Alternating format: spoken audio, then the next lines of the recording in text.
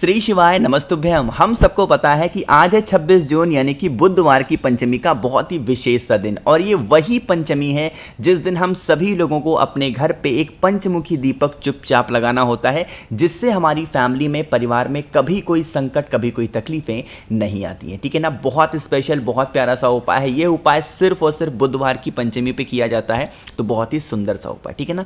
ध्यान से समझने की कोशिश करिएगा। सबसे पहले बता दूं, इस उपाय को आज रात में आपको करना है, सुबह के टाइम आपको नहीं करना। तो समय की जो बात आप लोग करते हो, समय मैंने पहले ही बता दिया। ठीक है ना।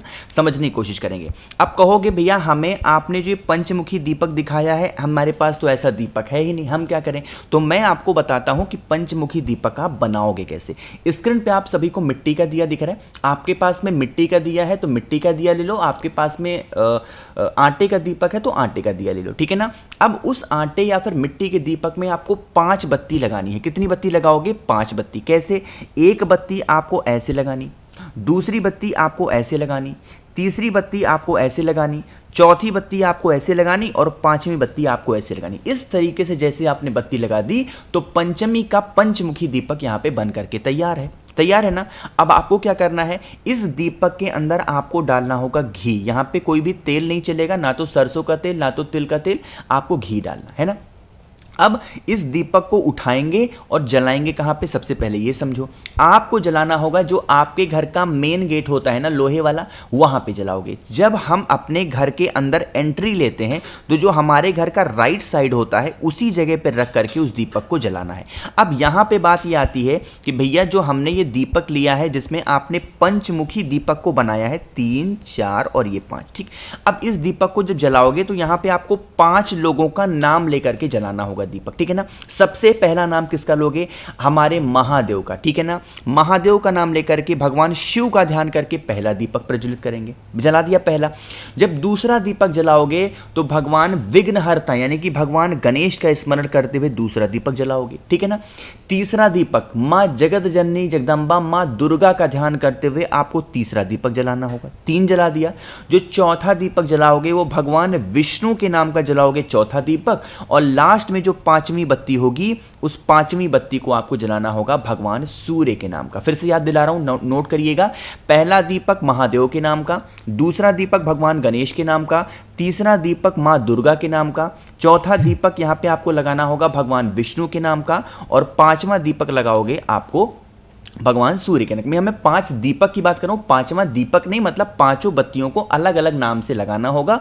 और अगर आपको याद आ रहा हो तो ये 5 नाम कौन से हैं? शिव पंचायत के यही नाम होते हैं। और अगर आपने इन शिव पंचायत का नाम लेके दीपक को प्रज्वलित कर दिया तो आपके घर की, आपकी फैमिली की जो भी प्रॉब्लम चल रही होंगी, ये शिव पंचायत आपके घर की उन सभी बीमारियों को और सभी प्रॉब्लम को दूर कर देंगे। ठीक है ना।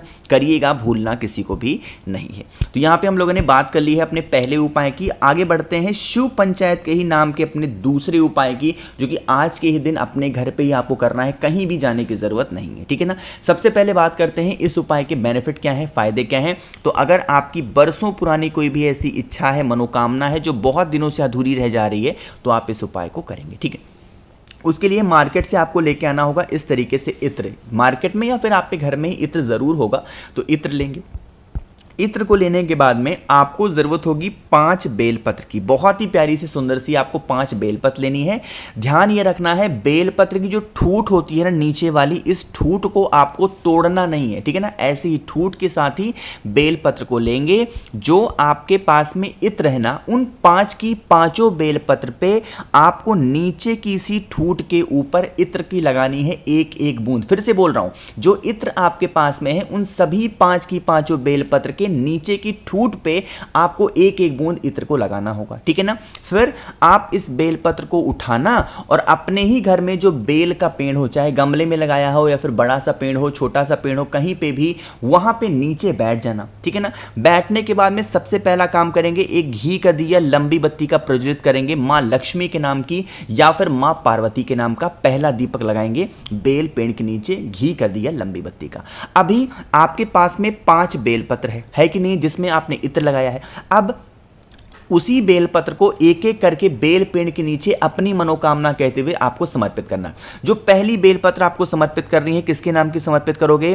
भगवान शिव के नाम की। जो दूसरी बेलपत्र आपको समर्पित करनी है, किसके नाम की समर्पित करोगे? भगवान गणेश के नाम की। जो तीसरी बेलपत्र आपको समर्पित करनी है, किसके नाम की समर्पित करोगे? मां दुर्गा के नाम की। चौथी बेलपत्र भगवान विष्णु के नाम की, और जो लास्ट की बेलपत्र होगी वो भगवान सूर्य के नाम की। एक के ऊपर एक बेलपत्र आपको रखते जाना है। इन 5 देवता जिन्हें हम शिव पंचायत के नाम से जानते हैं, उनको स्मरण करते हुए, ध्यान करते हुए अगर आपने समर्पित कर दिया, बरसों पुरानी जो भी आपकी मनोकामनाएं होंगी, जो भी विशेष होंगी, बहुत दिनों से अधूरी हैं, वो सारी मनोकामना आपकी पूरी जरूर हो जाएगी। ठीक है ना, करिएगा जरूर। तो 2 उपाय की हमने बात यहां पे कर ली है। आगे बढ़ते हैं इस वीडियो के हम लोग अपने तीसरे उपाय की तरफ। अब बात करते हैं, तीसरा उपाय है वो आप चाहें तो आज कर सकते हैं या फिर आप चाहें तो कल भी कर सकते हैं, कोई दिक्कत नहीं। ठीक है ना, लेकिन उससे पहले जल्दी से करिए वीडियो को लाइक, और मेरे जितने भी भाई बहन आवाज पहली बार सुन रहे हैं, चैनल को जरूर सब्सक्राइब करेंगे। ठीक है ना, देखो यह उपाय किसके लिए है? जैसे मान लीजिए कि आपके घर में कोई भी ऐसा व्यक्ति है ना जो बहुत दिनों से बीमारी के उसको घेरे हुए है, वो इंसान बीमारी से ठीक ही नहीं हो पा रहा। बहुत छोटा सा स्पेशल सा उपाय है, समझने की कोशिश करिएगा। उसके लिए आपको इस तरीके से लेना होगा इत्र। ठीक है ना, इत्र मार्केट में मिल जाएगा, इत्र लेंगे। इत्र के साथ में हमें जरूरत होगी हल्दी की। किसकी? हल्दी की जरूरत होगी। इत्र लेंगे, हल्दी लेंगे, और फिर एक तांबे के लोटे में जल भरेंगे। वो जल आपका कहाँ का होगा? आपके अपने घर का। और इसी जल के अंदर सबसे पहले 1 चुटकी हल्दी डाल देना, और हल्दी के साथ में जो भी आपने इत्र लिया है, 2, 4, 10, 20 बूंद इत्र को डाल देंगे, है ना। फिर आप इस कलश को उठाना, जितने भी कमरे हों, जितने भी रूम्स हों, उन सभी कमरों में घूम लेना कलश को लेकर के। जो व्यक्ति बीमार हो उसके हाथों से एक बार इस कलश को क्या करोगे?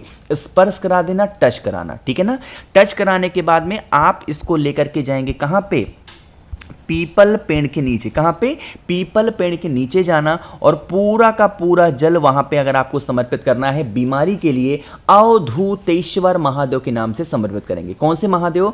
अवधूतेश्वर महादेव के नाम से अगर आपने समर्पित कर दिया, यकीन मानिए जो व्यक्ति उस कलश को छुआ है, जिसने टच किया है, उसका नाम और गोत्र बोल देना, उस इंसान की जो बीमारियां होंगी धीरे धीरे धीरे धीरे करके कहां गायब हो जाएंगी, आपको खुद भी पता नहीं चलेगा। ठीक है ना, छोटा सा उपाय था, आप सभी लोग बिना भूले इस उपाय को जरूर करेंगे। ठीक है ना, 3 हो गए। एक आखिरी उपाय की बात करते हैं जो कि बहुत ज्यादा छोटा है, और यह उपाय भी आपके पास में ऑप्शन है, चाहे आज कर लो या फिर कल करना, लेकिन इन्हीं दोनों दिनों में से किसी एक दिन जरूर इस उपाय को करना। ठीक है ना, समझने की कोशिश करते हैं। जैसे यह उपाय होगा कि अगर आप पे घर में कष्ट बहुत ज्यादा है, अब वो कष्ट धन को लेके हो सकती है, मनोकामना को लेके हो सकती है, व्यापार को लेके हो सकती है, जैसा भी कष्ट है, क्या करेंगे?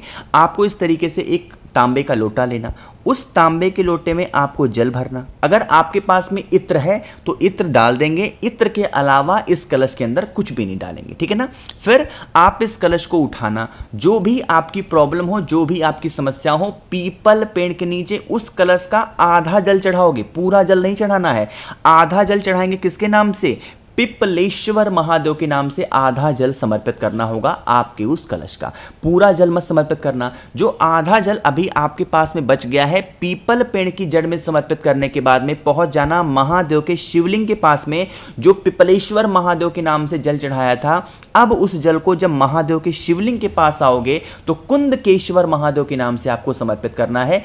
यकीन मानिए, जो भी आप पे घर की या फिर प्रॉब्लम होगी, आपके परिवार की संकट चल रहे होंगे, वो सारी समस्याएं, सारी प्रॉब्लम्स आप पे घर की कहाँ गायब हो जाएंगी, आपको पता भी नहीं चलेगा। ठीक है ना, तो इस पूरी वीडियो में हम लोगों ने 4 महा उपाय की बात कर ली है, जो कि बुधवार की पंचमी तिथि पे जरूर करना चाहिए। इसके अलावा अगर आपको कुछ पूछना है, नहीं समझ में आया, नीचे कॉमेंट सेक्शन में पूछिएगा। अगर आपको मुझसे फ़ोन पे बातें करनी है, मैसेज बातें करनी है, तो आप हमें इंस्टाग्राम या फेसबुक पे फॉलो कर सकते हैं। उसके लिए आपको सर्च करना है द नेचुरल प्लैनेट 108, वहाँ पे हम लोग बहुत सारी बातें करेंगे। बाकी मेरे जितने भी भाई बहन आवाज़ मेरी पहली बार सुन रहे हैं, चैनल को सब्सक्राइब करिएगा और वीडियो को लाइक सभी को करना है। श्री शिवाय नमस्तुभ्यम।